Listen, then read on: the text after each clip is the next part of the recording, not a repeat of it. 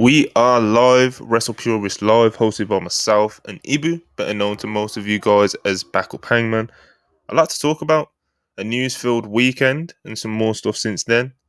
First things first, please like, subscribe, super chat, turn on post notifications, always appreciated.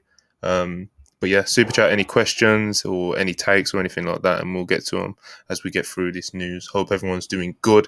Starting with my fellow co-host, Ibu. How you doing today? Pretty good.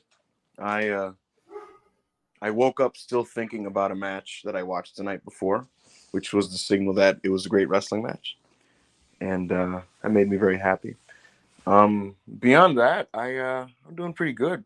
You know what I did, Monty, last night after Raw was over? What I did you do? went ahead and watched some Kurt Angle, and Of I course. watched yes, I watched the following matches: SmackDown 6 era, December 2002. Kurt Angle versus Edge versus Chris Benoit versus Eddie Guerrero in a fatal four-way elimination match. Watch that. And if that happened today, it'd be considered a TV match of the year candidate. And Probably a I lot of went, matches from that little yes. 1-2 year span probably would have, to be honest. Mm-hmm. And then the other one is a completely different match, Monty. I watched Jeff Jarrett versus Kurt Angle, TNA Genesis 2009, no The disqualification match. real. Monty, Jarrett is having a Memphis brawl with Kurt Angle, and it's basically Kurt Angle having Jarrett's match, which is like a bloody Memphis brawl, but hmm sprinkled in with like Kurt's maniac bumping of that time, you know. So like he's trying to suplex him off the stage and bleed and stuff like that, and it's tremendous. It's like absolutely tremendous. It got a day 4.5 at the time, and a day 4.5 back then, like if you were to qualify for current tax, is like a day 5 now, and hmm it's just unbelievable. So yeah, I'm in a pretty good mood. You know, woke up and decided I'm going to curate my timeline and fill it with what I want to talk about. And so that's what I did. I was talking about wrestling in the morning, and I'm happy to do that right now today. Yeah, man, we're gonna talk about the Graps. We're gonna talk about that special Raw main event that happened last night between Chad Gable and Gunther. Uh, Gunther going to be the record-breaking, longest reigning Intercontinental Champion. Going to look forward to getting into it. But as I mentioned at the top of the show, a very, very eventful, news-filled weekend. Of course, the big story of the weekend was AEW terminated the employment of CM Punk, and there's been a lot of fallout. There's been a lot of of course, there was the AEW Collision show and the AEW All Out pay per view on the same weekend in Chicago. So definitely, it was eventful. There was a lot of hours on it, and a lot of stuff went down. So we're gonna kind of, I guess, like I said, get into the latest on CM Punk being fired by AEW and some parts of the fallout from it, because this is the first time we've kind of had a real chance to talk about it, piece by piece, whatever you want to call it, because we done our immediate reaction, which is an immediate reaction, and of course there's been all kinds of stuff that has came out since. The immediate reaction was before Collision, before Tony Khan addressed Chicago, which was one of the most fascinating things I've seen this year. So, and of course everything else that has came after and since then. So, yeah, man, CM Punk fired Saturday evening. There was a statement released by AEW. Uh, Apparently, the talent didn't know as of Saturday, but there was a talent meeting before Collision. Warner Brothers Discovery knew before the press release went out. So it did catch a lot of people by surprise, and of course, a lot of fans, even though there was quite a few fans probably calling for the firing of CM Punk. But yeah, Ibu, just do you remember what your immediate reaction was when you first saw the news and the statement and it was there in black and white? You wasn't being trolled. It wasn't, no one was doing a bit. It finally happened. I think I said, "Wow." The thing about it is, I considered this to be a possibility. It wasn't out of the realm of possibility. It wasn't out of the question that he could get fired, right? But even with that said, even with me kind of mentally preparing for it, and I certainly did. I said on Worldwide that like Samoa Joe versus CM Punk could have very well been CM Punk's final match in AEW. But with that said, to finally get the announcement and get it sooner than you'd probably think, like just on that Saturday, it still was kind of just surreal. And so it was surprising. It was relieving in some respects, but also pretty sad. I just felt all these things simultaneously in the moment. And it was right from that to the space. It was like, wow, holy shit, Punk's fired. And then it's like, everyone's like, join the space, join the space, join the space. And I'm like, oh, okay. I couldn't even process it. But yeah, it was a lot to process in the moment. I'm still kind of processing it to a degree. But Yeah, because it was such an eventful weekend. It's like yeah. there was a lot of distractions, from it. Even though he was, of course, with it being in Chicago, he was kind of, the thought of CM Punk was, of course, lingering over the entire weekend with the news. But even still, WWE Payback, Collision itself, All Out, and there was Raw last night. Big, obviously, the huge main event that a lot of people were looking forward to and enjoyed. So it's been a lot, it's been a lot. But everyone's still processing it, I guess. And but yeah, let's talk a little bit about what actually led to his firing. So, of course, everyone knows this is CM Punk's second physical altercation since joining AEW. Of course, I'm talking about the incident with Jack Perry at All In at Wembley. Dave Meltzer added that the results of the investigation of the incident last Sunday led to the firing. The non-wrestler eyewitness report in his last issue of the Wrestling Observer is probably the best description as to the what and the why. And that was I believe that was the one where he used the terminology of Tony Khan Tony Khan lunge. CM Punk lunged at Tony Khan. CM Punk definitely came across as the aggressor in that eyewitness report. So there was that. And, there was an internal investigation into everything that went down. Dave Meltzer also added that he knows people who were interviewed that were not there, and it was about the background, just the history and things like that. Brian Alvarez added they were asked about how things were changed over the last year and what they thought the solution to problems would be. A lot of questions not related to the actual incident, but to all of the incidents and everything that had happened over the past year. Dave mentioned that he got fired over what happened on Sunday, but the lawyers and everyone else, they talked about a lot more than just Sunday. They talked about everything, the stuff that's come out, lots of stuff that has not. Sports Illustrated, on the day he was fired, also reported that Punk was not dismissed solely because of his backstage altercation with Jack Perry last week in London, though that did not help his cause. His firing came after Khan felt physically threatened by Punk at All In during his attempt to get Punk refocused on his match. Unlike prior occasions, Khan was not able to effectively communicate or reason with Punk, and eyewitness accounts supporting Khan's claim further ended any chance that Punk would return to AEW. So it don't seem that his firing was based on just the isolated incident at All In with Jack Perry, but it seems like there was the investigation tried to cover more of a bigger picture with what was actually going on, and of course the Tony Khan stuff, and that's been mentioned quite a lot and reported on. So it wasn't just the one incident, Ibu. I mean, this has been a big snowball. Yes. It was just not. It was becoming an actively bad situation for a couple weeks, and nobody was happy. I guess it's one of those situations where, you know how they say you try to make everybody happy and nobody's happy, and nobody was happy in those last few weeks, surrounding the situation, and it caused certain people to act out of character. CM Punk specifically just was just not a happy camper at work, and various minor incidents came as a result, and yeah, it was just not a great vibe, and I'm sure that's part of what the talent were detailing when they were doing the investigation. They were being the eyewitnesses. Um, yeah, a lot of it's stemming from so many different things. I mean, and we'll get into this even further later. Punk thought he was going to have a meeting with the Elite, and once it became clear that he would not, that added to the frustration. I think combining that with various slick shots taken at people like taken at him or people in his camp, reports getting out, things like that, it didn't help matters at all. And Mm-mm. as I said a week ago, Punk's not great with passive aggressiveness. He's not great with that type of thing. And so, all these things combined into one. He's at Wembley, and Jack Perry takes the shot he takes, and then he has the reaction that he does. Um, I'm pretty convinced that CM Punk reached the point where he just didn't want to be there anymore.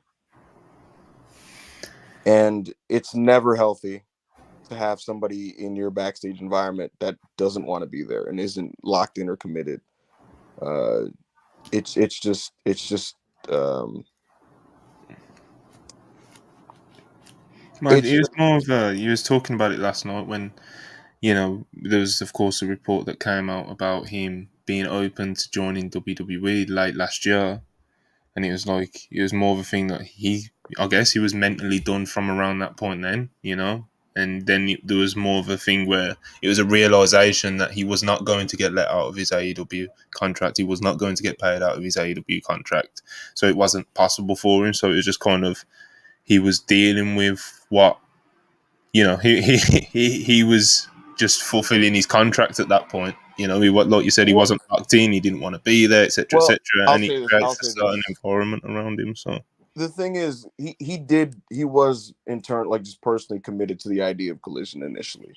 Like when it basically became clear you have your own show, you basically can put together your own universe here. Do what you got to do. Hmm. He did buy into that idea, and he did get into it, and he did think that there were like good things to come out of that. And through about 5, 6, 7 weeks, um, generally smooth sailings, generally positive vibes coming out of just the people on at that TV. People were very positive about his leadership and the atmosphere and environment that he cultivated on Collision.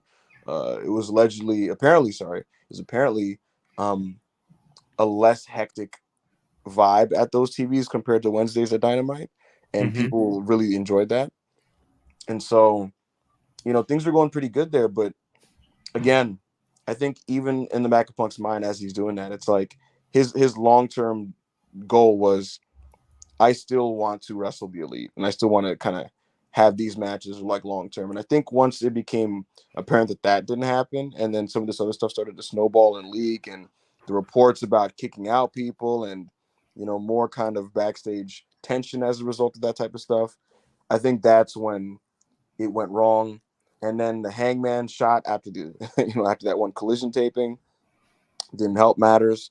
And I think from that point on, we began the snowball effect that led to what happened. And from that point onwards, roughly around week 8 of Collision, is when we got to a point where he was starting to just check out. My bad. Mm-hmm. But yeah, where was we? Distracted myself. Yeah, so AEW Collision, very interesting episode. Tony Khan did his speech. He addressed the Chicago crowd, and I wouldn't say it went well. He did get some Tony chants towards the end, but at the start, it really was quite something to witness. I remember seeing the video when it first surfaced online. I was like, I can't believe what I'm actually like watching Tony Khan attempt to try and do right now. you know. But yeah, there was definitely a certain atmosphere pre the show starting with AEW Collision on Saturday, and Khan went out there. He tried to address everyone, the Chicago crowd. He says that they conducted an investigation independently. AEW has a discipline committee uh, that some of it's independent, comprised of lawyers. And that, of course, investigation results that led to the firing of CM Punk. He also said it's the first time he ever feared for his life or safety. Um, he also mentioned that people don't come to work to be put in danger or situations like that. Um, and of course, that's the line that everyone's been talking about. Tony Khan saying that he feared for his life. It definitely seems quite dramatic, doesn't it? Uber? We wasn't there, but it definitely seems a bit slightly exaggerated. What do you think? I'd bet my entire life savings that at no point was Tony in danger of dying. Really? Yes. Yeah. like I said, that is definitely the line that stuck out to a lot of people in Tony Khan's kind of statement. There was also a video statement that was kind of for, I guess, of course, for the actual broadcast. It's what we saw at home, where he basically, he summed up the decision that was made and said a lot of the same things. He still said the same line about it was the first time he ever feared for his safety and his life and the safety of others, and people don't come to work to be put in danger, etc., etc. So, he's standing by it.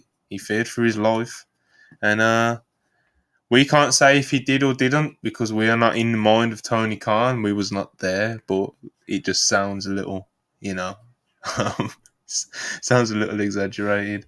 Other notes, I guess, we could take from Collision were the Young Bucks were on the show, which a lot of people were kind of questioning, like, how did that happen so quick? But apparently, the Young Bucks were scheduled for Collision from Thursday. Also, the replacement for CM Punk versus Ricky Starks, which of course ended up being Bryan Danielson, who returned early from injury. Apparently, that was internally listed from Wednesday. That's all according to Fightful Select. So, I guess that brings up the question of, so who knew when the decision was made? When did AEW, Tony Khan, etc. know when they were going to, fire CM Punk, or was that just cautions put in place because they, thought it was likely he was going to at least miss this weekend in Chicago? Or, but yeah, when do you think the decision was made, Ibu? So Punk, even if Punk didn't get fired, he was not going to be on the Collision episode. He wasn't just weren't. He wasn't going to be on the episode. There was a possibility to get him at the pay-per-view, and it was genuinely up in the air up until like the middle of the week. Beyond, so that covers the Bucks thing. It caught talent completely off guard that he was fired. People didn't expect it, and when it happened, like, people were genuinely stunned. Even like whether you were someone backstage that liked or disliked them, it was just like, holy shit, like they just fired CM Punk.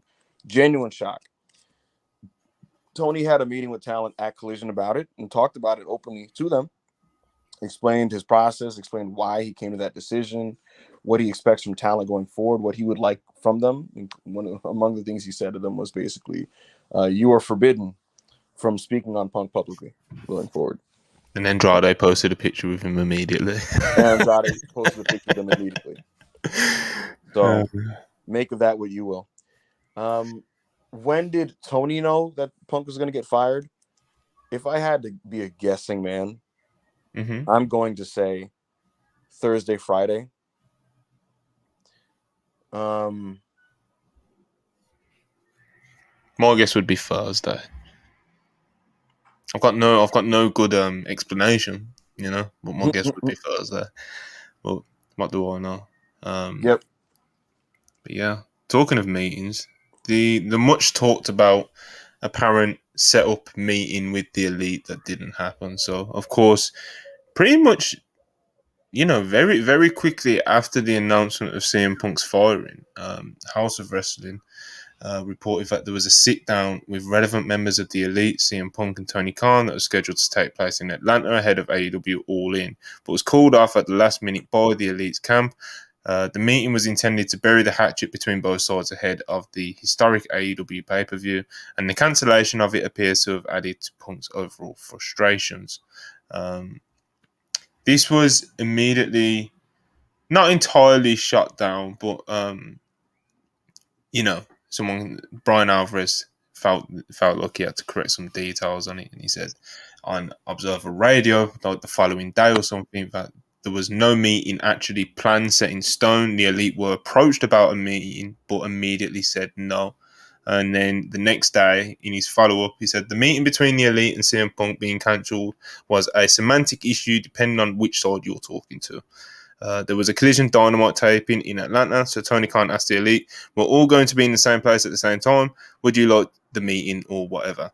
And they said no. So from their perspective, there was never a meeting planned that got cancelled, but from Punk's perspective, he believed he was on his way to a meeting which then got cancelled. So seems like some communication errors. And I guess what's kind of your opinion on how far in planning this meeting got? How close did it get to actually happening? Who was interested in taking it? There's been some, I believe there's been some rumors or maybe a report somewhere that I haven't seen circulating that, like, Kenny Omega was, he was more open to it than the others. Let's put it that way, But yeah, Absolutely. yeah. Go It ahead. was believed by many, yeah, including CM Punk in his camp, that he was he was getting there with Kenny Omega, so to speak, and that things were becoming more cordial between them, and that hopefully that could transition into the Bucks at least being willing to hear him out in a meeting where they can essentially just kind of talk everything out, have their face to face, their come to Jesus, clarify any certain things that have been going on, and then potentially, if anything, accomplish two things. Punk wanted to be able to reach a place with them where, at the very least, he can be at the TVs that they're at, meaning CM Punk at some more Dynamites. Mm-hmm. Um, and the best case scenario, if this went totally well, was to agree to a program. But the feeling on his end was just, we'll cross that bridge when it comes, but let's just put everything on the table, have the discussion, apologize where the parties see fit, explain certain things, and because here's the thing, like for example, Hangman being turned away at Collision, right? CM Punk claims that that had nothing to do with him, and that had he known Hangman was in the building or in the vicinity of the venue, that he would have approached him to speak. But things like I that, feel that would have gone really great, right? But that's an example because Yeah, of course. people on the other guys' end, they just didn't. They felt at the very least, and they communicated this through the media. They felt that that's bullshit, and Punk got Hangman sent home, and that's just among numerous things that on CM Punk's end he wanted to have a conversation about and clarify. And the thing is, because these people won't respond to each other, whether it be on the phone or anything, they're basically talking to each other through reporters. If you've noticed, like during that specific debacle with the whole Collision getting kicked out thing, it was almost like a back and forth between conflicting reports, and to me it really felt like the Elite's camp talking to CM Punk's camp publicly and responding to each other, and that's silly. Realistically, like really, that's kind of silly. But yeah, that's among the goals he wanted to accomplish, and he wanted to at least get to a point where he could just do the Wednesday TVs and go from there. So here's the deal: Brian Alvarez says that they never agreed to this meeting, and that when it was brought up to them, that they shot it down. I can't speak to that. I wasn't there. I don't know anything about that. What I can tell you for a complete, true, firm fact is that Brian Danielson was a heavy proponent for this meeting happening, and he was actively trying to be a liaison and just a in between proxy guy trying to set this thing up. He was really trying to get this thing to happen. It was one of his big goals before he came back, and what happened. CM Punk would claim to people that he had his travel changed in order to have this meeting. And so I guess if you were to speak to him, he would tell you that he was under the belief that this thing has been agreed upon. Punk's clamp relayed to me that this meeting was delayed from its initially planned date because of a personal situation with Kenny Omega. He claimed that Hangman Page turned down the meeting, but like he was under the belief that like he would at least be able to talk to the rest of them like after the delay. It gets delayed a week. Punk's travel is changed. And then after the delay and the change travel, it's basically made clear to Punk that if you want to talk to the Young Bucks, you have to communicate with their lawyers. They will not be meeting you. They will not be sitting down with you. Any further communication on their part will be through the lawyers. You will talk to them. You will not be talking to the Young Bucks. And so from that point onward, it was basically like the whole thing was scrapped. And so the meeting didn't happen. This is his side of the story, or his camp's side of the story. And that's just kind of what he says. And so all I can give you guys as a public is I can just throw that out there as extra context of the situation, and you can take from it, parse from it, whatever you want. The bottom line is what's just a universal truth is whether it was agreed upon and it canceled or it was just turned down immediately. The point is the Young Bucks at the very least and Hangman Page did not want to meet with CM Punk. And so the meeting didn't happen. did not happen. It did Nope. not happen. But I guess that's the best explanation you're going to get out of Backup Hangman regarding the potential meeting that did not take place in the end. But yeah, let's talk about a little bit of the fallout. Brian Alvarez says that there was absolutely many people within AEW that believe that CM Punk was trying to get out of his contract.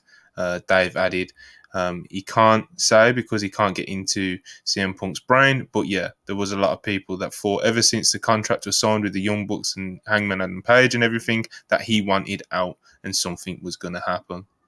Um, yeah, man. Apparently, we kind of touched on it, I guess. Like it seemed he was clearly unhappy with how things were playing out for him, and it seemed like it was always going to be a matter of time before a grenade got stepped on some way or some form. So.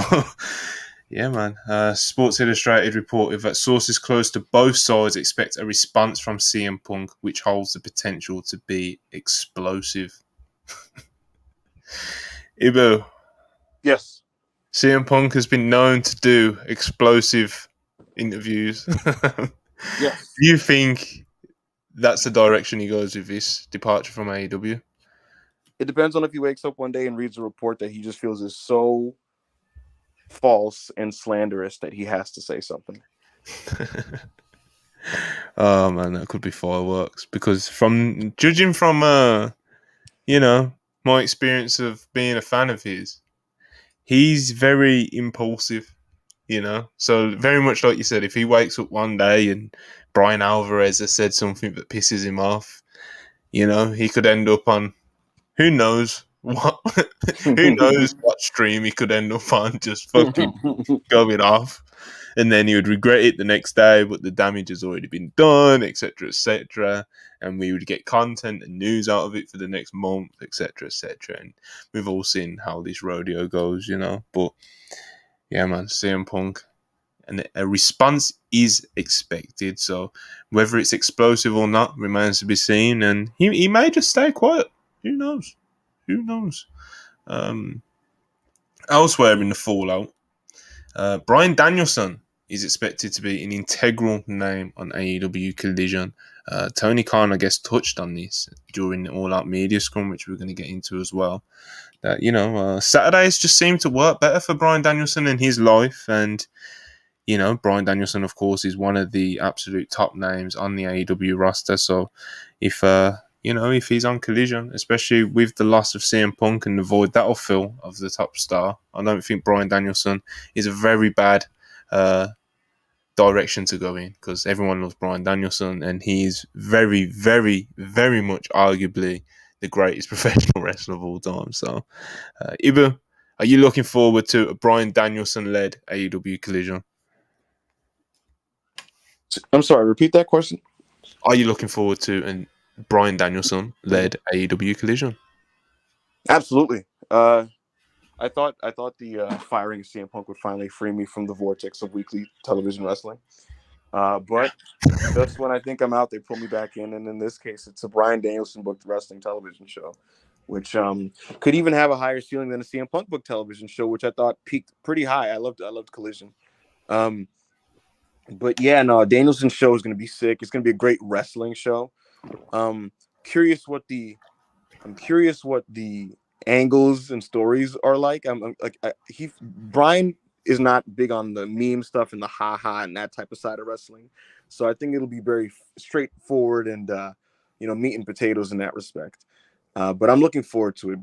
It was relayed to me pretty early on, even before Collision started, that Brian will be a regular on the show and that it'll probably eventually get to a point where he is doing it more than Dynamite, and because of what you just said, his life schedule. And I remember being really excited about that because I was like, oh man, I'm going to get CM Punk versus Brian Danielson, but the world is cruel, so I'm not going to get that. No. Yeah, right. But again, these are the games we play. I'm excited for his show. Brian Danielson, whenever he wrestles on TV weekly, he ends up being a Wrestler of the Year candidate just automatically. So I'm getting a lot of weekly Brian Danielson to close this year is going to be a treat. So I'm excited for it. Yeah, man. no complaints from me if that's the direction they're going. It seems like there is, and of course, it seems like he's going to be heavily involved in creative, like you just alluded to. He isn't just going to be the top star. There definitely seems to be the impression that he's going to be helping out quite a lot with putting Collision together. So see where it goes. Elsewhere in the fallout of CM Punk's firing from AEW, it was reported by Thoughtful Select yesterday that those close to CM Punk claimed that around December 2022, Punk was open to leaving AEW and even encouraged the idea so he could make a WWE return. Specifically, Fightful heard that he wanted to appear at the 2023 Royal Rumble. And one of the rumoured ideas that Punk had, which wasn't entirely confirmed, but it made its way back to some talent in WWE at least, the idea was that CM Punk would return at the 2023 Royal Rumble and work a match at WrestleMania 39 against the person who would have eventually eliminated him from the Rumble, which word within WWE was that was Kevin Owens. Kevin Owens, Mania, obviously it didn't happen, and Kevin Owens seemed to have a very, very successful, good WrestleMania main event in night one, of course, winning the tag titles with Sami Zayn against the Usos. One of my personal favourite matches of the year. Um, so yeah, it worked out for Kevin Owens in the end, and I guess we see how things have worked out for CM Punk since December 2022. So it was interesting though to think that was one of the people he wanted to work with, Bill. You there? Oh, I didn't realize I was muted. Holy shit. Oh my god. Yeah, it is interesting. It's funny because there's this belief that like these two guys don't get along or like each other. And perhaps Kevin Owens, Kevin Steen does not like CM Punk. I have no clue. But funny enough, Monty, on Punk's end, he admires Kevin Owens as a wrestler and thinks he's quite good. And so it doesn't shock me that he threw He's him in better as than quite good. yeah, he's fucking tremendous. He man, now this since he's somebody that I think when the Triple H era started, like he kind of like reminded people that he's like an elite wrestler, to be honest. Because I've always liked Kevin Owens, right? But like I will say that like generally speaking, those last like 3 or 4 years of him in the Vince regime, he kind of just settled in being like good and kind of reminded you he's a fucking maniac, and now that he has the opening, now that he has the yeah, just slightly more creative freedom to be more dynamic when it comes to the layouts of his matches. You can see kind of like the PWG in his brain coming out sometimes. Like you'll see him in some of these matches and see the things that he comes up with, right? And it's very like it's very Reseda, it's very Young Bucks, and it stands out on WWE's product. He's a monster. But yeah, it doesn't shock me that Punk wanted to work with him because he's great. Who wouldn't want to work with Kevin Owens? And yeah, very interesting. Very interesting. He wanted to work with him. He wanted to work with Steve Austin. No. I think everyone would want to work with Steve Austin, Mm-hmm. Kevin Owens did in the main event of WrestleMania, so God bless. But yeah, elsewhere in the fallout, What there what was what, a what a report. career he's had when you think Bro, about it, right? especially the past couple of years, just to top it all off. Like Oh my god. even without that, he's had one hell of a career. Mm-hmm. But topping it off with Stone Cold Steve Austin in the main event of WrestleMania, Stone Cold's comeback match after like 20 years or however long it It's was, crazy. and then main eventing with your best friend and winning the tag titles in a really like heated, connected with the crowd story. Yep. He's killed it, man. Shout out Kevin Owens, one of the best in the world for my money. But yeah, elsewhere in the fallout, there was a report by Body Slam's Cassidy Haynes um, detailing an incident between CM Punk and William Regal very early on in CM Punk's time in AEW. The report states an incident took place between CM Punk and William Regal when Regal made his AEW debut. Punk refused to shake Regal's hand and then would get in his face, telling him that he did not like him, he did not trust him, and that Regal was a stooge for Triple H. Dave followed up on this report and said that Regal basically kept it to himself for a little while, a few months. But when he did eventually relay it to other people who, I guess, asked him about it or he volunteered openly, he described it as not a very big deal. I mean, I guess it was nowhere near the incidents that he got into with Jack Perry and the Elite, but yeah, weird one. Obviously, William Regal, he's very precious to wrestling fans, isn't he? So any sort of, anyone having any sort of incident with William Regal has got to be the devil, haven't they? But Yeah, I heard versions of this story months ago. And both versions that I heard, one of them from, the side of CM Punk, and the other one from somebody who's not affiliated with Punk in any way. Both weren't quite as harsh, I guess, in the sense that like the Body Slam article kind of made it seem like Punk basically just like walked up to him and said like "fuck off, you're a dickhead who I just don't respect." And one of the versions I got was that Punk was getting stitched up after his match with MJF, and that Regal essentially was approaching him and just kind of was like, you didn't shake my hand, even though I'm pretty sure you saw me. Like, hello, Phil. Like, how are you and stuff. And the way the story goes is that like Punk basically was like, we'll talk later type of thing. And Regal just wouldn't leave and was just kind of like, he's like, yeah, we'll talk later. But like, is there any heat? Like, why didn't you shake my hand? And apparently like he kept pressing it in that type of way. And Punk was just like, apparently Punk was just kind of like, yo, I said what I fucking said. Like basically like, get out of my face type of a thing. And yeah, he might have said what was intimated in the Body Slam article. He does just internally believe that William Regal is a stooge for Triple H. So, so yeah, but yeah, I guess that's kind of our quick. We've been over 30 minutes live, but kind of rounding up I guess all the details and the fallout from CM Punk's firing from AEW. We're going to get into a few super chats next, actually. Please like and subscribe if you haven't already. Massively appreciated. And of course, keep the super chats coming if you've got any questions, any takes that you want to get off, etc., etc. And we're going to get to quite a few of them now, and we'll get to some more whenever we can. Anurag, 40 rupees, I believe that is. Can you explain Bryan Danielson's backstage role in AEW? Ibi, you want to take this one? Yeah. He comes to TV very early. He holds seminars with talents that choose to be there early. Borderline wrestling class for people. But it's more just kind of talking about stuff, going through things with people. It's for the talents that choose to come early and do that.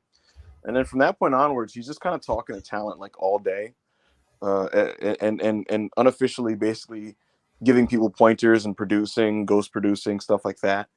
And that's basically his role. And then he does his work as a talent. He does not have a labeled creative position to this point, if I'm not mistaken. But he basically is almost like an unofficial EVP because him and Tony talk closely about wrestling all the time, about AEW, about ideas. Danielson gets any idea that he wants on television.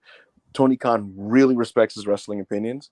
When it comes to guys who have Tony's ear, Monty, until this last Saturday, it would have been literally like in no particular order, but the people that have Tony's ear the most, in my estimation, are guys like Jon Moxley, Chris Jericho, CM Punk, and Bryan Danielson.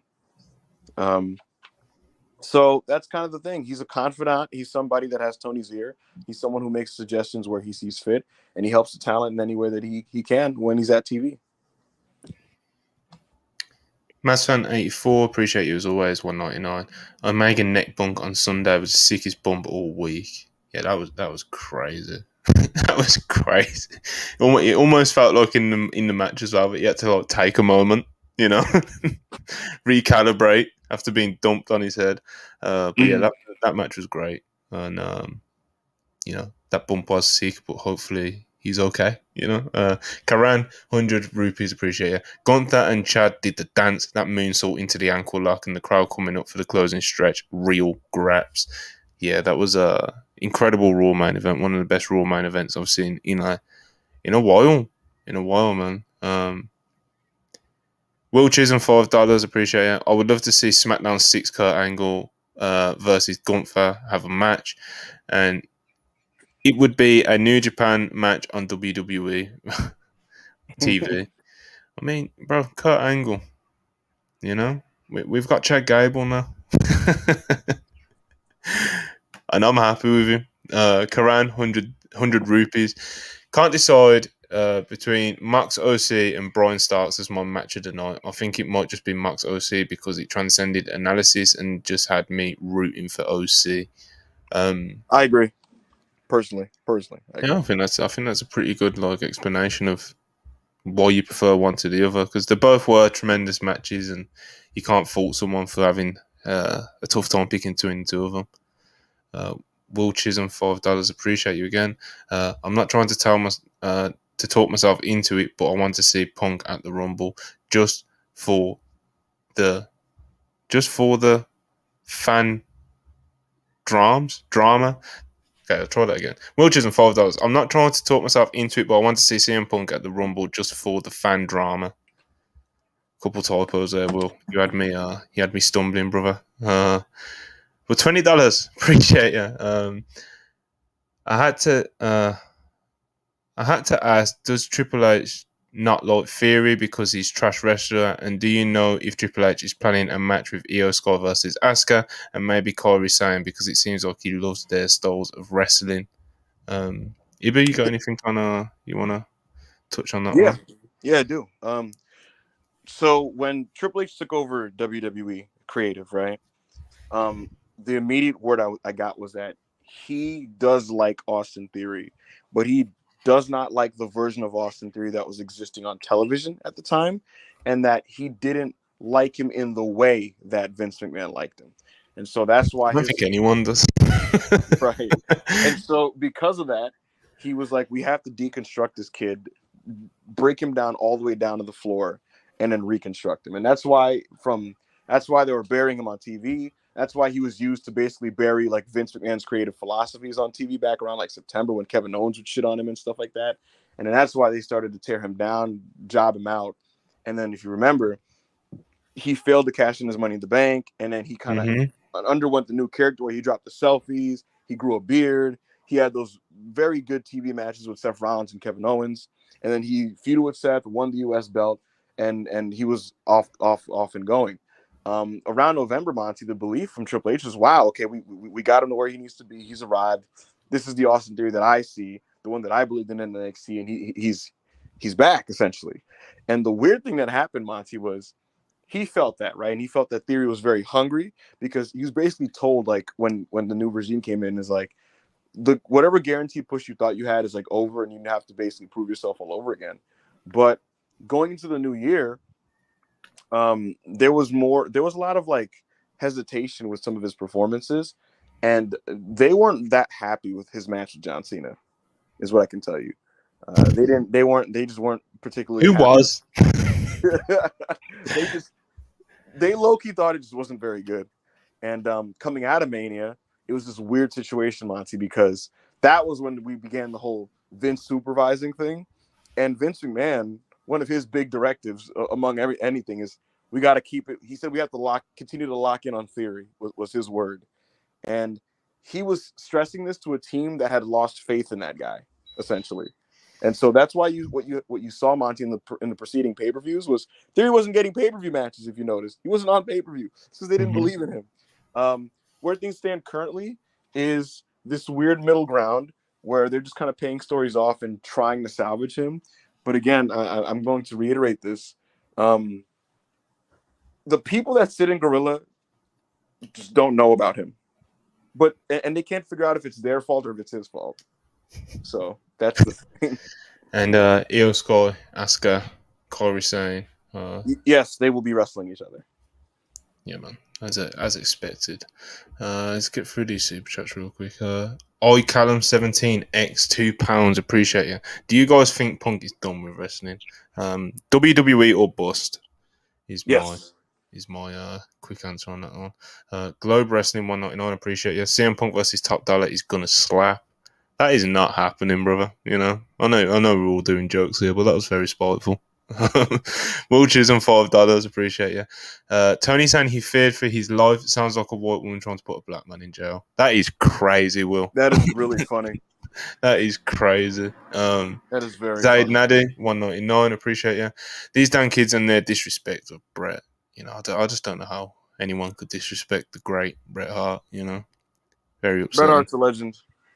Of course. Alex Diaz, 1990, 499, appreciate you. Hanger Select, your percent chances of CM Punk going to WWE, and um, what do you think the non-compete clause time is at? There may be a chance that there is no non-compete, Always a chance. but I can't confirm that. Regarding WWE, if Nick Khan and Paul Levesque want him, there is a 90% chance that deal gets done. Yeah, it's like I said, WWE or bust. If WWE want him, I think it can absolutely happen. But if WWE are hesitant or they're just not really feeling it at this time, then he's not going Impact. He's not going New Japan. He's not going Noah. He's not going GCW. He's not doing anywhere. He's not doing anything else. Will Chisholm, $5. Appreciate you. If Punk does go to WWE, Punk versus Gunther would be godly. I just think Punk would want to work with him. Yeah, Punk could create some magic with Gunther, but a lot of people can create magic with Gunther, But yeah, that'll definitely be a match I'd look forward to. Mason 84 199, appreciate you. Ibu, Monty, Gunter Head, Maxwell Gunther. Gunther. Actually, I don't know, man. Mox is amazing. He's absolutely like in the same Gunther class. just does something to me, bro. Yeah, that's what I'm saying. Like it just, I feel like I'm So watching does a Max, man. Max is fucking amazing. He, You know what he's I mean? Like his tremendous. promos and shit as well. Like, Yeah, yo, his go home. I don't know if you caught it. His go home promo on Collision about Orange Cassidy was so good. I don't even remember what he was saying, but he was so intense, and he made the match with Orange Cassidy feel like it was the biggest thing in the world, And he's just kind of like, they call us. He talks like a fucking poet, and he has all these like fucking euphemisms and alliterations. Like he'll just be like, "We are all petals of a flower, the same blade. We go with the wind. I'm like water. I remain even keel, but when the wave comes, that's when like he'll just say shit like that. And I'm like, he thinks he's Raven, but it he's a rules. beast, man. He's a Yeah, he's beast. awesome. Love them both. Will Chisholm, fair question, $5. Is there any women that has Tony Khan's ear? If so, why is he not listening? Oh fucking, I don't know what you want me to say to that. Yeah, it's tough. It's tough. It's Yeah. tough. Yeah, all out media scrum. A few notes from there. But yeah, TK, of course, he was very happy with the week he just pulled off, with the two pay-per-views. Thought it was a risk, he thinks the risk of back-to-back pay-per-views paid off, and it makes a lot of sense, hence why he's doing it again next year. Um, did you see his comments about wrestling discourse these days and how it's more granular week-to-week analysis now? Yeah, I did see it, and I think that's a good thing. Yes, we can be overly analytical and critical sometimes, and Of maybe course. to a pedantic level at times. But this is a good thing. We have adults creating content off wrestling. We have adults consuming wrestling and patronizing wrestling by paying for it.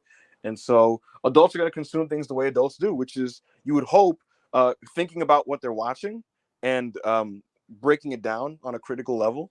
And so you should want that from your product. If you're a self-respecting person, you should expect a lot from what you consume media-wise. And if you're the people putting it together, you should be happy that grown adults are taking it in this way. I prefer to curate a fan base of people like that. I think it speaks to the level of depth your product has if it warrants that type of discussion.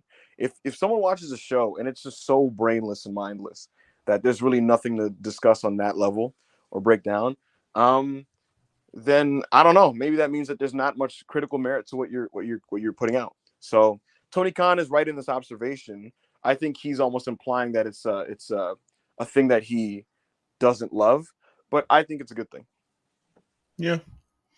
He's definitely right though. There is a more granular week to week analysis, as he said, of wrestling shows and wrestling TV.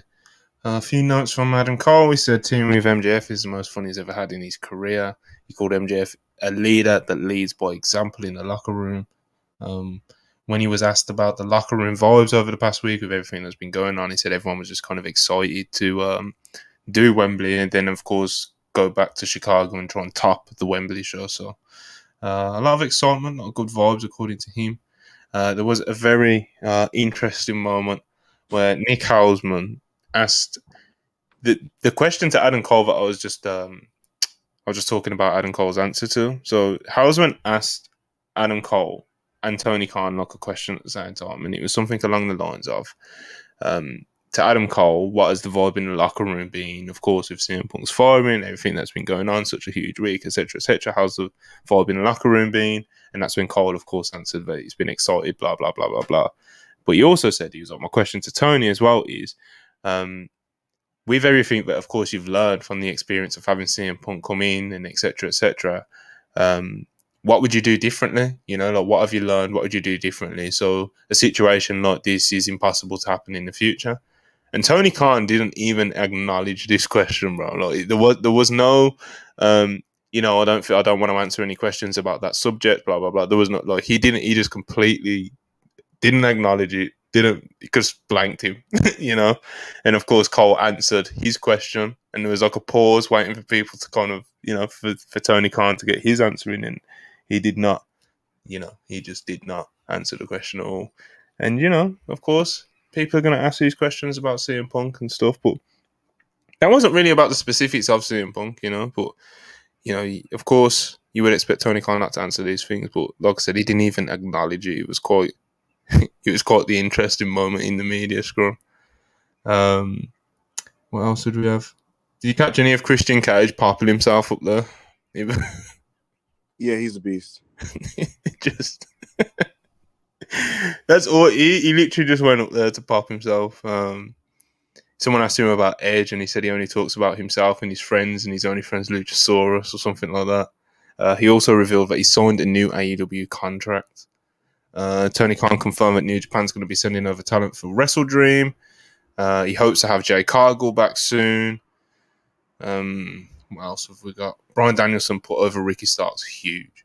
He said that he carried him in the strap match and just continued to sing his praises, which was really cool to see. It's always cool to see when someone of Bryan Danielson's like stature in the business puts over someone, you know, regardless of who it is.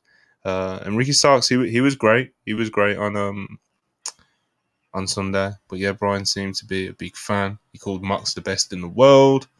He said he's happy to fill the void that Punk will leave with Collision, and him or Mox will do anything that TK asks of them. And of course, he was asked about his injury. And yeah, he said the doctors were great. Felt comfortable out there, you know. And you know, he was all good. He was good to go. But it's kind of crazy, isn't it? The match that he managed to have, considering he's not like 100% and he's came back from an injury earlier, you know? Yeah. We're talking about Danielson, right? Yeah, of course. He's just the greatest. Like, what can you say? Like, things that shouldn't be humanly possible. Hey, can you return from an injury early and have a one-armed match that on pay-per-view on short notice? That's amazing. And he's like, yeah, I can do that. Because of course you can, you know. I thought Ricky did rise to the occasion over the course of the match, and I wouldn't say he carried Danielson by any stretch of the imagination, but he hung in there and had his best match. And Bryan Danielson is known to do that, to give people their best matches. So there you go. It's what he does, you know. But yeah, of course, he was asked about if he would like to be more involved in the backstage role, etc., etc., and if that's the direction he'd want to go in. And he basically said, you know, he loves backstage roles and he loves being more involved, like he really loves doing it, but he needs to find the right balance with his family. Pretty much is the long and short of it. He went into kind of how AEW has changed everyone's lives. It's weird to think if TK never started AEW. And this was an interesting note from the scrum that popped there. Bryan Danielson called it he said there was no major secondary promotion until AEW. Tony Khan was very quick in getting in and saying that it is a challenger brand. Ibi, what would you say is close to the truth, mate? Challenger brand or major secondary promotion? The former challenger brand. I mean, well, they're both. They're a challenger brand and a major Both can be secondary. right. Yeah, Yeah, they're both. both They're can be both.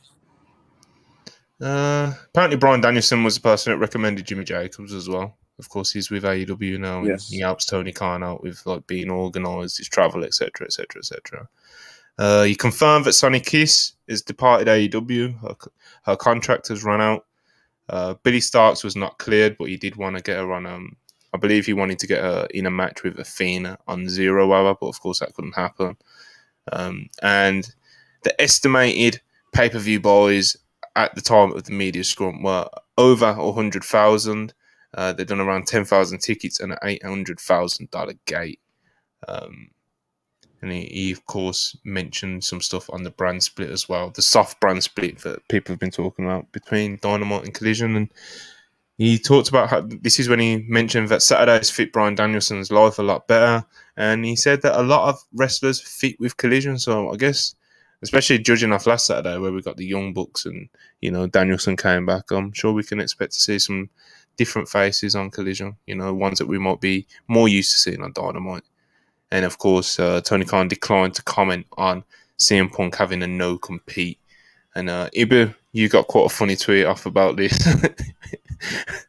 But he did thank him for his contributions as a wrestler.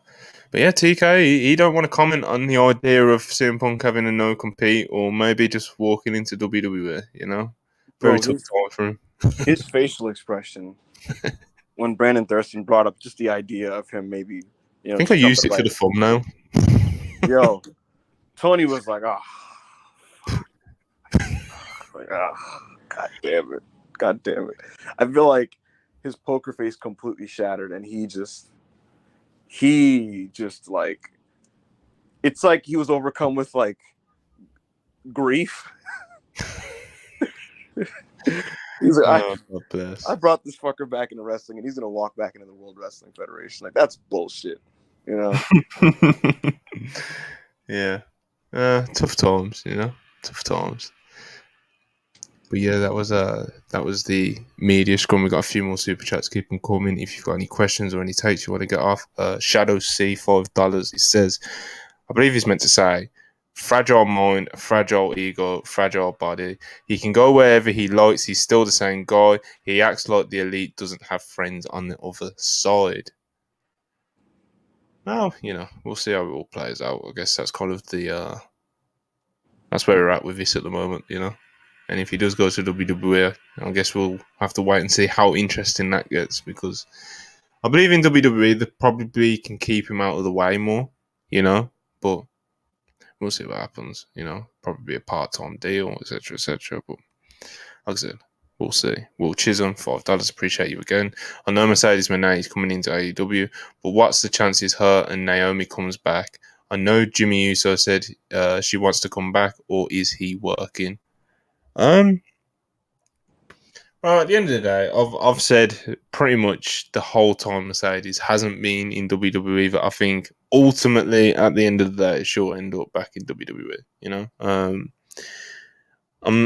The talks of her going to AEW, I think, will be more like appearances. I don't think we'll be getting the Mercedes Moné is all elite graphic. That's just kind of that's not based off anything or anything that I've heard of anyone. That's just kind of me guessing.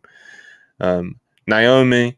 Of course, if Tony Khan wanted Naomi, I feel like he could have had her by now. She's in Impact and she's doing good work there. She's a Knockouts champion at the moment, I believe. And like I said, she's been doing good work. She's active. She's wrestling. So, if Tony Khan wanted her when she wasn't signed to Impact, then I'm sure he could have got her because, I'm sure he has a bit more pull than Impact. Dame, $4.99. Appreciate you. Ibu, you got any news on why Triple H hasn't made the main roster NXT when it comes to wrestling faster paced matches, letting wrestlers work their way? Right now it's fairly open when it comes to what you're allowed to do in the ring. When he first came in, he essentially told the agents like you don't have to like adhere to some of the restrictions that you were adhering to, and that's why initially the TV matches got like notably better than it was like last year. Right now, I think what's happening is a lot of NXT's top push wrestlers are just really exciting independent style wrestlers. And some of the guys in WWE just aren't like that. Like The Miz and LA Knight do not work how Dragon Lee and Nathan Frazier wrestle. You know, Mm. it comes down to that. Uh, there's very few main roster guys that work like Ilya Dragunov works. You know, but the guys that are great, like Chad Gable and Gunther, we saw what they did. You know, it's really just a case of personnel. I think the main roster wrestlers are aging out. They're just kind of getting older, and a lot of them are just kind of locked in on just a decade of doing the WWE traditional TV style. And that's kind of why you get the wrestling that you get sometimes on the TV as compared to NXT, where on some weeks they do have some of the most fun wrestling on WWE programming. And it's because they're younger and they wrestle the faster style that they've been doing and stuff like that. And so that's kind of what it comes down to. And I'm of the belief that we should certainly kind of filter those guys into the main roster so that they can be the ones eating up pay-per-view slots, because a reality, Monty, where pay-per-view matches and pay-per-view time is being given to, you know, Gunther, Gable, an undercard that includes Dragon Lee and you know, whoever else you want to throw in the hat there, that will produce more high-end wrestling than undercards that again have The Miz or Austin Theory. So yeah, I do think they should get the ball rolling on calling up some of these guys to kind of ratchet that up. Yeah, man. And speaking of WWE, of course, we got a few minutes to talk about Raw. You know, Jey Uso opened up the show. Michael Cole made a incredible comment about how Cody Rhodes used to be an EVP and he can get things done. Take that how you will, you know. But yeah, Michael Cole getting his little EVP line in about Cody Rhodes getting Jey Uso on Raw. But yeah, Jey Uso, Sami Zayn, reunited. They hugged it out. You know, this was nice, wasn't it? Even it was just nice to see. It's dynamic television, Monty. It's Jey Uso is a TV star. He's really I think that's like his biggest thing. He's really good at WWE TV. Over, can speak with conviction.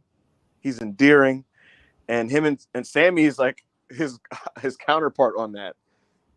Um, Sammy is like another Mick Foley when it comes to this type of thing. These two guys are the heart of the bloodline dynamic from WrestleMania season. Back when that thing was super hot and interesting and enjoyable on a week-to-week basis and dynamic and varied, it was because of Sammy and Jey. Because sometimes a lot of what would happen in bloodline segments was kind of patterned, and you kind of expected what would happen usually. But with these two, they always kind of kept it interesting and different week to week, and they were the heart of why a lot of that was great. And so it was nice to see them continue to produce good television by themselves on Raw, independent of the other elements that at the moment are just kind of spoiled or just not doing great. You know, so they did it again. They made magic on TV. You know, Sami Zayn welcomed him to Raw. He alerted him to the fact that a lot of these guys back there don't want to see you here. And you know, he told me he was proud of him for breaking free of Roman Reigns. He's proud of him for that. But at the end of the day, it's like you did what you did when you were with the Bloodline, and these people don't fuck with you. But I want to let you know that I'm happy that you're here. And then, you know, we had the moment where he offered to shake his hand. Jey didn't shake his hand. Sammy was like, "That's fine, I get it." He walked away. Jey said, "Nah, come back." Wasn't very oozy of me, and the crowd went crazy, and then they had the hug. So, It's yeah, nice. this was one of the two really big. You should check this out. Highlights of the show, and Jey Uso on Raw is interesting, and it's already getting the gears turning storyline wise on a number of things. Between this, him being asked to join the Judgment Day, and then you can get some TV drama out of that. The fact that Drew McIntyre is probably going to turn heel, and Jay's situation is a catalyst for him to attack Cody Rhodes. So on multiple levels, it's already like Jay's the gift that keeps on giving when it comes to TV, Monty. He's creating these new interesting directions for television. So I thought this was great, and it was one of two great things on Raw. Great stuff. You know, Jey Uso on Raw. I'm looking forward to seeing of how it all plays out. You know, Ibe check the private chat as well. I did. Elsewhere, Kofi Kingston accidentally cost Drew McIntyre and Riddle, which causes some tension between those. We got some OIC title video packages promoting the main event, and then we had this bizarre Seth Rollins Shinsuke Nakamura in ring promo back and forth that they did. So Seth Rollins storms out there and he talks about, like, Shinsuke, of course, if you didn't know, he attacked Seth Rollins after the Payback pay-per-view. So Seth Rollins is angry that, even though he won the match and defended his title, he didn't get to walk out of the building. He had to be pushed out of there by his girlfriend, no, by his wife, Becky Lynch, in a wheelchair, etc., etc. So he calls out Shinsuke Nakamura, calls him out. Shinsuke makes his entrance. He stops at the top of the ramp and he's hesitant. So Seth Rollins, who beat Shinsuke Nakamura clean as a whistle on the weekend, he says, if I need to, the only way I'm going to convince you to have a match with me is if I offer you a world heavyweight title match again, a rematch, which of course Shinsuke didn't earn. And bizarrely, this is where it gets bizarre. Shinsuke turns this down. He's just like, no. And there's like these awkward silences and exchanges at the start having where Shinsuke saying no.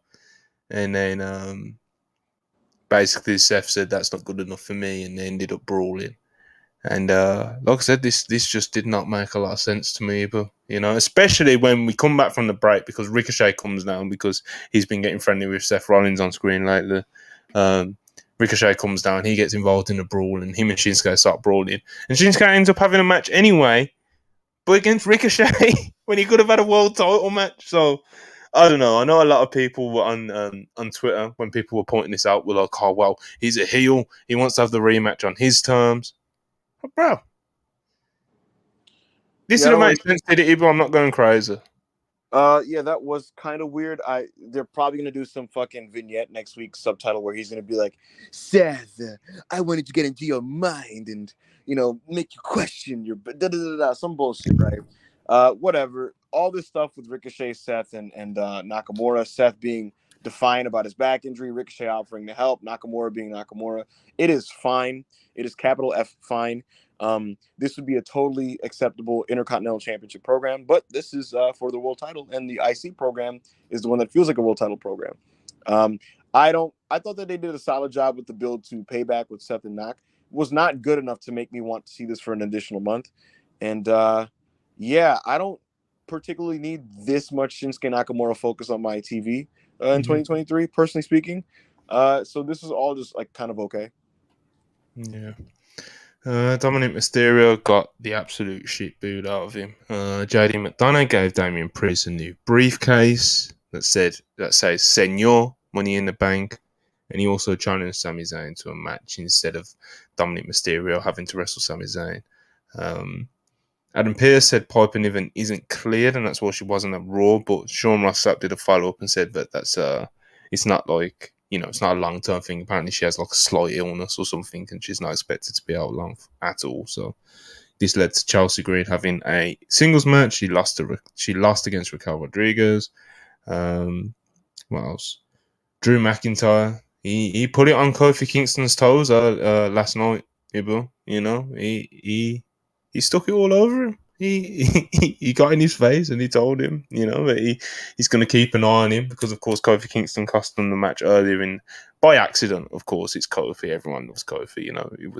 He wasn't done out of spite. But yeah, Drew McIntyre. They're starting to plant the seeds with him turning heel, I think. And of course, he had an interaction where him and Jay kind of stared at each other, and Drew McIntyre actually said that if Jey Uso causes any problems on Raw, then he's going to be looking for the person that brought him to Raw, which is Cody Rhodes. So they're definitely setting up some stuff for Drew McIntyre for when he does turn heel, because I'm getting more confident that we are getting that. What else? Did you see the Miz TV segment, Iba? Yeah, I don't know how to feel about it because on paper it's like absolute wrestle crap nonsense. But I was kind of shocked and like just beside myself at how Miz got it over and how much the crowd participated with it. It's something that can only exist in this meme era of wrestling, where like the fans just do the full like gimmick and they chant "Holy shit" at Miz beating up this invisible guy, and they're you know what it is also the spirit of LA Knight in and of itself is so over that they're doing the yas with Miz, and Miz is doing fucking interpretive fucking comedy with this. Um, it's very like unique in that respect. Like he basically had a segment with himself that got LA Knight more over because he was doing like little tricks to get them to say yeah, and then he did the whole deal. Absolutely preposterous. Very it's just very ironic and meme-like, very much Invisible Man versus Invisible Stan and GCW type energy. But yeah, interesting. Very I'll tell you what, interesting. it's not like it's nowhere near as bad as like the dripstick garbage actually, because Oh, yeah, I like guess. no, I guess. I don't know. But yeah, what else we have on Raw just to finish up? We had JD McDonough defeated Sami Zayn, and of course there was Judgment Day interference, etc., etc. But Sami Zayn eating another pin on TV, man. Uh, I think he kind of had to be honest, in this case, only because McDonough's going to enter the group and yeah, but he's that's the way they set it up. you know, like right. you Yeah, know, he could have been someone else. You know. Anyway, Dominic Mysterio invited Jey Uso into the Judgment Day. that was funny. That was funny. He It's he said, like, I know how it feels to come from a broken family, yeah, that was funny. That was cute. That was a cute line. And of course, Gunta, the Intercontinental Champion, defends versus Chad Gable in the main event of Raw. Very built up throughout the show. Gable and Gunther had promos earlier on in the show. There was video packages putting over the importance of the IC title, former champions being shown, etc., etc. They really wanted to make this feel special, and because of course, they delivered because it's Gunther and Chad Gable. Yeah, Bill, I kind of want to give you a chance to just kind of openly talk about this because I know you was very fired up, and it was a special main event, wasn't it? There was the ad breaks and the picture in picture, which is never ideal, but the match itself, the work that they put in, was incredible stuff, wasn't it? It was sensational. What these guys can get out of 15 minutes, most of the roster can't get out of 25. Um, Real quick, this match did get cut a little bit down to time constraints because some stuff earlier in the show got went over time, and so they had to shrink this down. But you still, even when you lose time on a main event, you still have to do the ad breaks because like you're getting paid to do them. So that's kind of the unfortunate thing there. With that said, I think this is like the greatest wrestling match to ever get butchered by commercials I've ever seen in my life, because we saw like not that much of this, like or better yet, we missed a lot of what was happening here because of what's it called, because of the commercials. That being said, what an achievement this was. Chad Gable got his foot in the door with the WWE fans with the shoosh and the thank you and Alpha Academy, and that was his way of basically becoming a TV regular that appeased the people in Gorilla and basically told them like, oh, okay, maybe he does have some charisma to kind of be a player here, and it gave him a TV role, right? But he kind of went from that to being a good hand in the Triple H era. It was like, okay, Gable can work. He can do good matches on TV. But I think he's showing them what me and you have always seen, which is that he's an excellent wrestler, and he's even big. His ceiling is much higher than just being a good hand. He's having serious wrestling matches, Monty, now, and as a result of them, he's coming out of them feeling like a wrestling star to me. I Mm-hmm. think he's special. And in the live crowds, these are crowds in WWE shows that don't always care that much about the actual wrestling. They don't get up for the in-ring that much. But in Not this bad. case, they did because of how high-end these two guys are. They got so into the near falls, man. And I think that the last 6 minutes of this match, for my money and my Oh, personal taste, it doesn't get that much better in 2023 wrestling for me than those last 6 minutes. That's pure wrestling. Pure. I'm talking cocaine, nigga. That shit is pure wrestling. Fucking Gunther, just the big mad giant with his chops and being fucking, impenetrable. And Chad Gable fighting hard and doing everything he can to chop down the tree. And it's just amazing David Goliath stuff. It felt like a fucking G1 or something. Chad Gable superplexed him off the top. He goes for the fucking chaos theory. Gunther blocks it. Gunther tries to give him a fucking power bomb. Gable flies out of it. He gives him a Saito backdrop suplex. Fucking takes the straps off, puts them back on, takes them off again. Oh my goodness. He did a moonsault into an ankle lock.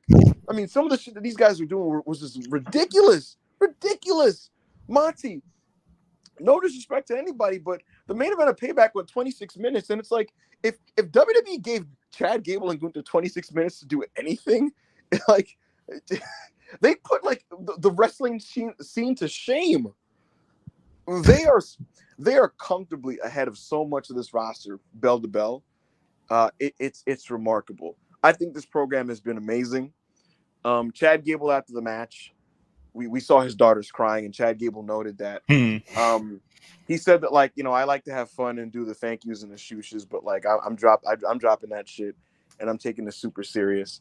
And I swear to God, he swore to God that he will be the person to beat Gunther no matter how long it takes. He said Gunther can hold the belt as long as he wants. I'm going to be the man to beat him.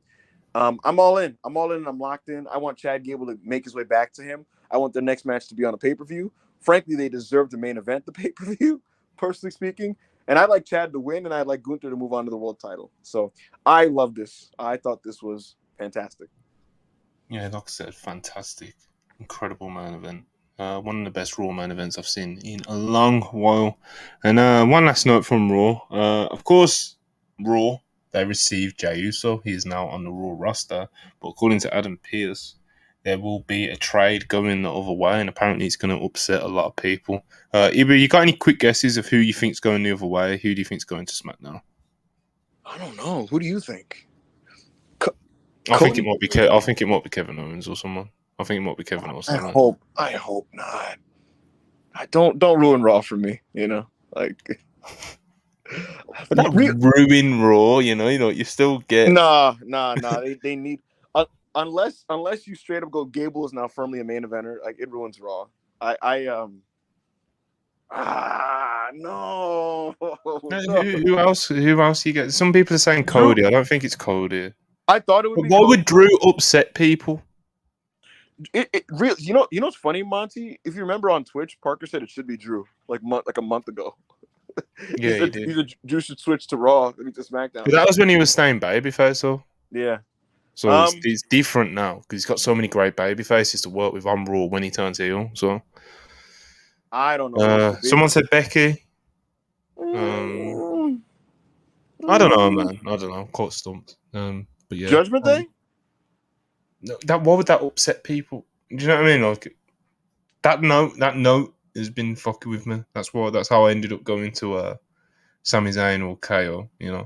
But yeah, that was Raw. A few other, I guess, quick notes I'll give you before we get out of here that are news update related. Crown Jewel set to take place in Riyadh on November 4th. That was according to PW Insider, so that's when the next Crown Jewel will be. Paul Ellering and Authors of Pain have been spotted in Orlando, Florida, of course, ahead of NXT tonight, where they have been heavily rumored to making some appearances there soon. So maybe tonight, wouldn't surprise me. According to the internal roster, according to WrestleVotes, LA Knight is listed as the top babyface on SmackDown, and Bobby Lashley and the Street Profits are listed as heels. What else? We have a few more notes on PW Insider as well. WWE and Fox are stopping the Out of Character podcast, which I guess is only significant because that makes it seem like WWE and Fox are starting to wind down their relationship. Because that was one of the only bits of content that they kind of came together to create. And now they're not doing it anymore. So wait, what? Out of Character? Mm-hmm. It's because Ryan Satin is leaving. Oh, is it? Yeah, Ryan Satin's leaving. Okay. Well, that was like I said, that's still all that's what he did there, Yeah. So, like I said, the WWE Fox relationship, I guess it's one to keep an eye on. What else have we got? The belief according to PW Insider, the belief within WWE is that the Endeavor takeover could go down as early as next week. There are a lot of employees gritting their teeth to see what this means for their future. I've noted down the Sonny Kiss thing, but we've already gone over it. Of course, she was removed from the roster page. Thoughtful Select then reported that her contract has run out with AEW, and then Tony Khan, of course, confirmed it at the media scrum. I believe he confirmed it to Lyric as well. Shout out Lyric. And I think that's all the notes I've got down. So a couple of super chats before we get out of here, then. We're wrapping it up. Trust the process, $34, appreciate you very much. Cosplaying as EVPs, but couldn't be bothered to even take a meeting and just hear the other side, despite knowing doing so would help reduce toxicity in your company. Fuck out of here with the sham vanity labels. Very no passionate. Arm Dragon, $5, appreciate you. Do you think we can expect an Art of Wrestling style response from Punk about his time in AEW if he does respond? I mean, we did touch on this earlier, but just quickly, maybe it depends if someone pisses him off. Yeah. It's basically the long and short of our answer on that one. Wilches and $5, appreciate you. What's WWE's end game with the NXT with the main roster? To increase the ratings of NXT so that it becomes more appealing when they're trying to re-up for TV, because it looks better if NXT is doing .2s than if it was doing the .13s that it was doing. So NXT kind of almost doubling its demo with some of the stuff that they're doing. Really on from a dollars and cents standpoint, that's like the real primary goal here. But on lower levels, creatively, they do like that it's kind of getting these guys in the mix a little bit, mixing it up and preparing them for the main roster. And it's also allowing for the guys who were at TV in the main roster kind of get a better look at some of these guys from NXT. Yeah, man. Dame, 499, appreciate you. Did y'all talk about the Ciampa tease and why hasn't Triple H teased DIY getting back together on TV? They have subtly. They haven't done it overtly yet. But yeah, I don't know if you caught that, Monty. Ciampa walked up to Pierce and he was kind of like, hey, that thing we were talking about? And then Pierce like, yeah, come in. We'll finish it up right now. And then he walked in his room. So, yeah, looks like we're underway with the DIY thing. I kind of want them to just kind of get to it. But yeah, it looks like it is underway. And I mean, that's a good thing. I think Johnny Gargano by himself was struggling heavily. And I think he'd do better as a part of a babyface tag team with Ciampa. I agree.